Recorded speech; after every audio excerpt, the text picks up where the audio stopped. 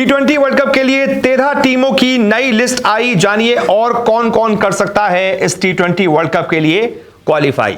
जी हां, 13 टीमें T20 world cup 2026 के लिए क्वालिफाई कर चुकी हैं। यह T20 वर्ल्ड कप भारत में ही होना है। भारत को श्रीलंका के साथ इस T20 वर्ल्ड कप की मेजबानी करनी है। अगले साल फरवरी मार्च में यह T20 वर्ल्ड कप होना है, यानी कि बहुत ज्यादा समय नहीं है।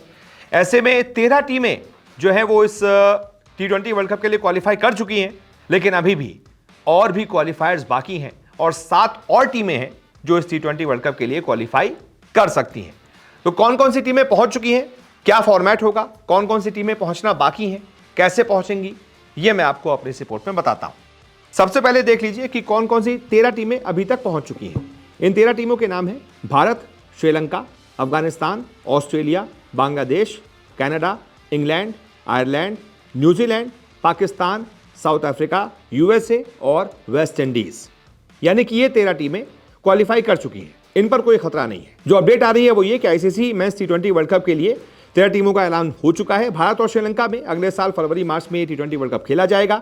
T20 वर्ल्ड कप टूर्नामेंट में कुल 20 टीमें खेलने वाली हैं। इनमें से मेजबान भारत और श्रीलंका समेत कुल 13 टीमें फाइनल हो चुकी हैं। मेजबान के रूप में भारत और श्रीलंका पहले 2 स्थानों पर कब्जा इन दोनों ने कर लिया था। उसके बाद जो अगले 10 स्थान थे, अगले 10 स्थानों का निर्धारण 2024 संस्करण में सुपर 8 क्वालिफायर और 30 जून 2024 की कट ऑफ डेट पर ICC men's T20 team ranking के आधार पर हुआ था। यानी कि 2024 का जो T20 वर्ल्ड कप था उसमें जो सुपर 8 में टीमें थीं वो सीधा क्वालिफाई कर गई। इंडिया श्रीलंका इसलिए क्वालिफाई कर गई क्योंकि यहां पर यह T20 वर्ल्ड कप होना है, इस वजह से आपको 10 टीमें मिल गई। और फिर 30 जून 2024 की जो कट ऑफ डेट थी उस पर ICC men's T20 team ranking के आधार पर भी यह फैसला हुआ कि कौन कौन पहुंचा है।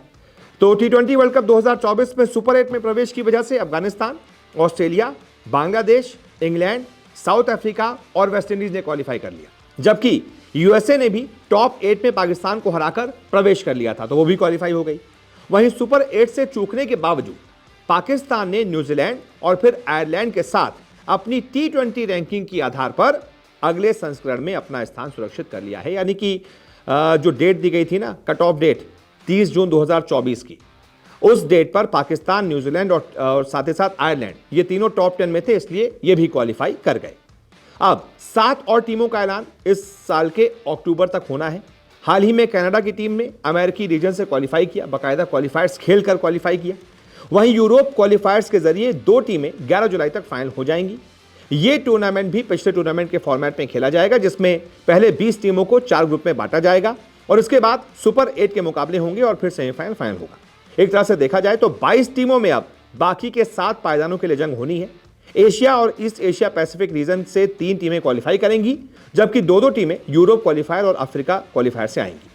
इन टीमों के नाम है Japan, Kuwait, Malaysia, Nepal, Oman, Papua New Guinea, Qatar, Samoa और यूएई।